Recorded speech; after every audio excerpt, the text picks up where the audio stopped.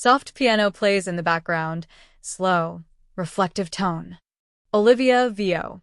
I always thought silence was peaceful until tonight. Now it just feels heavy. The kind that echoes against marble floors and polished glass.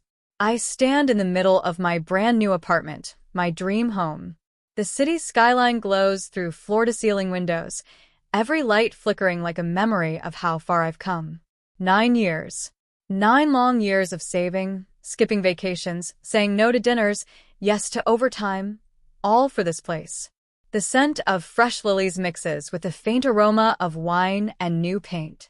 Everything is perfect. The champagne is chilled, candles are lit, and the welcome sign says family first. Funny, right?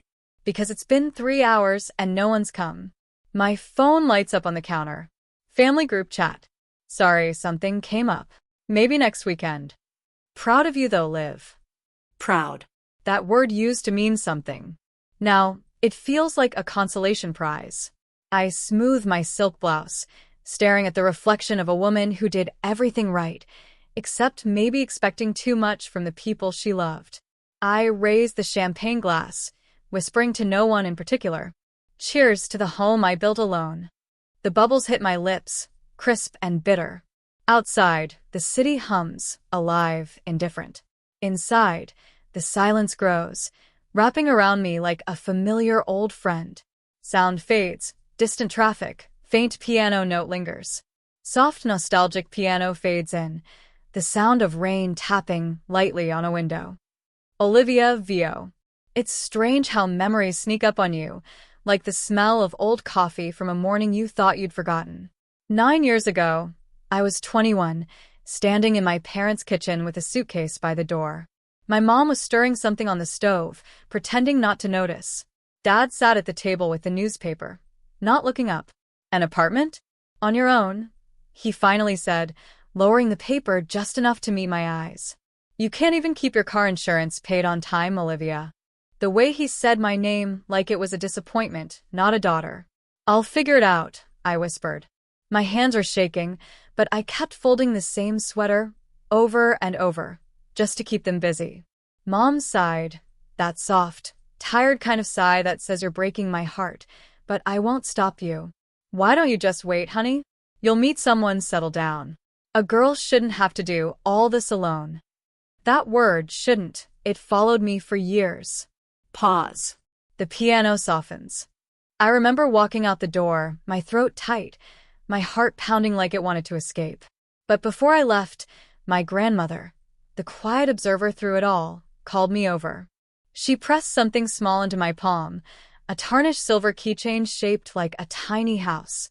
It's not much, she said, her voice a whisper. But one day, when you unlock your own door, you'll know you did it without permission. I didn't understand it then. But I held onto that keychain through every move, every job. Every night I cried myself to sleep in strange apartments with peeling paint and noisy neighbors. Rain sound fades, a faint hum of traffic replaces it. Transition to adulthood. Olivia Vio. That day, I walked away from comfort, from approval, from being the good daughter. And as the door closed behind me, I promised myself, the next door I open will be mine. Music swells slightly, hopeful tone builds. Gentle city sounds fade in, cars passing, coffee machines, a soft acoustic guitar in the background. Olivia Vio. My first apartment was barely an apartment. A cracked studio above a laundromat, where the walls smelled like detergent and steam, and the floor creaked whenever the dryer downstairs hit spin cycle. But it was mine. I remember lying on a thin mattress that first night, listening to the hum of the machines below me. They sounded like applause. Maybe it was just my imagination, or maybe it was the universe's way of saying, you did it, kid. I worked 3 jobs back then, a receptionist during the day, a waitress at night, and freelance writing on weekends. My hands ached from typing and trays, my feet blistered, my body exhausted. But my mind? My mind was on fire. Every paycheck, I split in half. Half for rent, half for the dream. The dream wasn't glamorous. It was a savings account named Freedom Fund. Some nights I'd stare at the number growing by mere dollars, whispering, one day, This will buy my silence from doubt. Then came Margaret Hale. My mentor, though she never called herself that. She was my boss at the marketing agency, sharp, kind, unfiltered. She saw something in me I hadn't seen in myself. "Olivia," she said once, after I rewrote an entire campaign overnight, "you have the instincts of someone who's lived 3 lives already." I laughed, told her I was just trying not to get fired. She smiled, then started trying to get noticed instead. Soft chuckle sound effect, fading into typing sounds. That conversation changed everything. I started staying later, not out of fear but focus. I read every book, watched every webinar, learned the art of selling stories. Slowly, I began climbing a promotion, then a raise, then a team under me. But I never told my family how well I was doing. Every time they called, the conversation was the same. Still struggling. I'd just smile and say, "You know me, getting by." Because somehow, success didn't feel safe to share. Pause, sound of papers flipping, faint hum of a city night. I learned to celebrate privately. The first time I paid off my debt, I bought myself a cupcake with a single candle. When I signed my first client as a freelancer, I poured cheap champagne into a mug and toasted the moonlight. Years blurred together, work, save, dream, repeat. Every setback hurt, every milestone healed. And through it all, that old keychain from my grandmother dangled from my bag, rusted now, but still shining under city lights. Then one morning it happened. I stood in a real estate office, hands trembling as I signed the final papers. The agent smiled. "Congratulations, Ms. Reed. You're officially a homeowner." Soft music swells, hopeful crescendo. I stepped outside, keys clutched in my fist, tears threatening to spill. The city looked different that day, brighter, lighter. For the first time in 9 years, I wasn't chasing anymore. I was arriving. Brief silence. Then her voice softens, slow, steady. "Olivia Vio. 9 years ago, I walked out of my parents' house with nothing but a suitcase and a keychain. Today, I finally have the door that fits it." Soft ambient music, warm but melancholic. The sound of glasses clinking, faint chatter fades to silence. Olivia Vio. The day I got the keys to my apartment, I already knew what I wanted to do first. Invite the people I'd once hoped to impress, to show them the life I'd quietly built while they weren't looking. I called it my housewarming party, but it was more than that. It was a peace offering, a reunion, maybe even a little redemption. For weeks, I planned everything down to the smallest detail. The white roses on the dining table, just like my mom liked. The charcuterie board my sister used to mock on Pinterest. Even my dad's favorite whiskey, aged, expensive, waiting on the bar cart. The view was breathtaking. From the 22nd floor, the city stretched endlessly, lights shimmering like possibilities I'd fought for. The walls were painted ivory, the couch a soft pearl gray, and the entire space smelled faintly of vanilla and new beginnings. I wanted them to see me, not the broke dreamer they left behind, but the woman who survived every no they ever gave her. A soft ding, the elevator arriving. Olivia inhales deeply. I check the clock. 7:02 p.m. The invitation said 7 sharp. Minutes turned to hours. The cheese dried out. The ice melted in the bucket. The candles flickered lower and lower until the wax pooled on the marble. I refreshed my phone 100 times. Nothing. Finally, one message appeared. From my sister, Emma. "Sorry, Liv. Something came up. We'll visit soon." Then from Mom. "Dad's tired. Maybe next weekend. We're proud of you, honey." That word again, proud. A word people use when they don't show up. Silence stretches. The faint hum of the refrigerator fills the room. I laughed, quietly at first, then bitterly. Because it hit me. They weren't coming. Not because they couldn't. Because they didn't think they needed to. They'd already written my story in their heads, the girl who left and probably failed. Maybe they thought this apartment was just another rented dream. But they were wrong. So painfully wrong. Music shifts, soft piano builds. I walked through the room slowly, like touring my own heart. The living room, where I'd fallen asleep surrounded by unpacked boxes and champagne bubbles. The office, walls lined with awards and framed client contracts. My name etched in silver. Olivia Reed, Creative Director, Reed and Hale Marketing. A company I co-founded. A company that was now worth 7 figures. On my desk, a photo of Margaret Hale smiling beside me. My mentor, my chosen family. The doorbell rang. I froze. When I opened it, Margaret stood there, holding a small plant in a clay pot. Housewarming gifts don't have to be people, she smiled. Sometimes they're peace. I laughed, tears instantly spilling over. She stepped inside, looking around, eyes soft with pride. Liv, this place fits you. All of it. We poured the champagne anyway. We toasted, just the two of us, to long nights, to lessons, to lonely beginnings. Olivia VO. They didn't come. But maybe it's better this way. Because tonight I realized I didn't buy these walls for applause. I bought them for peace. Pause. The music fades into a slow hum. I stood by the window, watching the city lights shimmer below. Somewhere out there, people were surrounded by noise and chaos.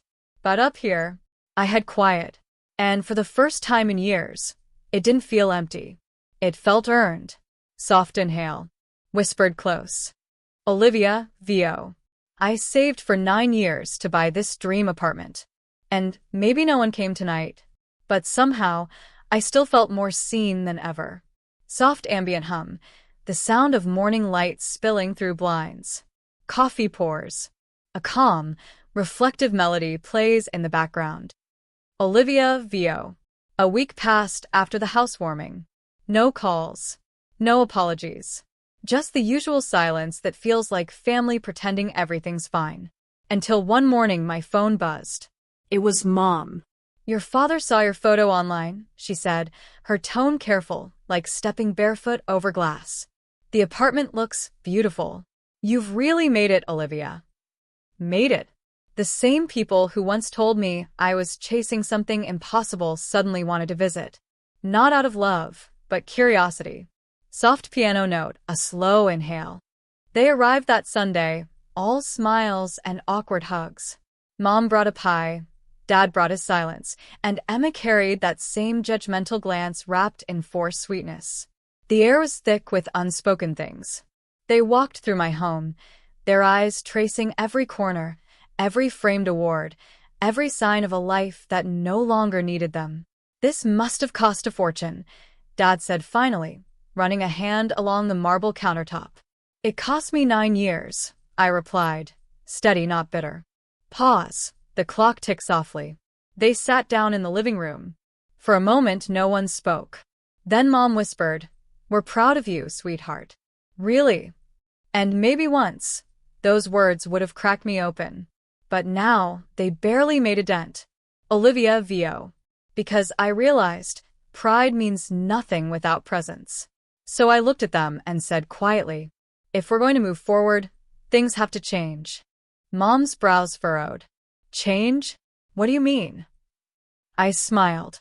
Calm. Composed. Dad, I need you to stop treating independence like rebellion. Mom, stop measuring my worth by who I marry or who I please. Emma, stop competing with me for a life I never wanted to win against you. They stared at me, stunned. Not because I was harsh, but because for the first time, I wasn't afraid of losing them. Music builds subtle strings, emotional but steady. I went on. I'm not asking for apologies. I'm asking for honesty, for effort, for love that shows up, not love that hides behind words. Dad looked away first, guilt flickering across his face. Mom reached for my hand, squeezing gently.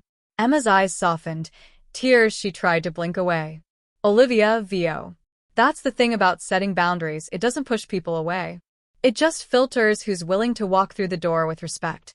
I stood up, poured them each a glass of wine. Here's to second chances, I said. But this time, on equal terms. Mom nodded slowly, her voice trembling. You've become so strong, Liv. I smiled, not with pride, but peace. No, Mom. I just stopped waiting for permission to be.